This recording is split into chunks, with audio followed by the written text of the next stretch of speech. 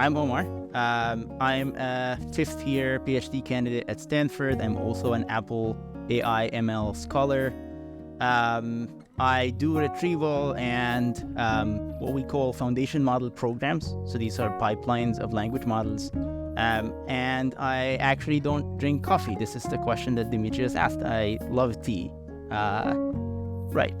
And you also mentioned how there's much more complicated methods. One of them being you got to get some dependency. So you have to figure out some piece of information before you can move on to the next piece of information. What are some other ways that you've seen or you've been playing around with like super complex retrieval? Yeah, so there is two sides to my work that I think are going to, add a lot to the sort of application layer developers who are looking at RAG things. So these are research ideas around what we call late interaction. And that is basically at the level of like, how do you model retrieval? And the sort of popular approach that people are familiar with is you encode documents as a vector. So you're producing a dense representation for each document, and similarly for the query.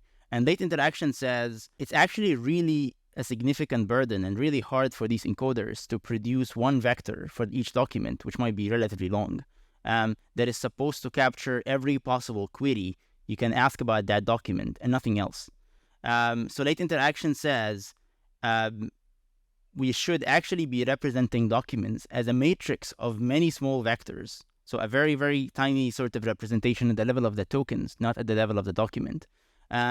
And if we sort of optimize that well with the right infrastructure, we can get this thing that is as fast and as efficient as encoding each document with a vector, but that has much higher quality, especially in domains without a lot of training data. I saw a recent paper that was basically saying, if you fine-tune Colbert with, I think it was like 1,000 queries, it does as well or better than a single vector representation fine-tuned with 50,000 queries. So there is a 50x sort of data efficiency gap there, according to that recent work.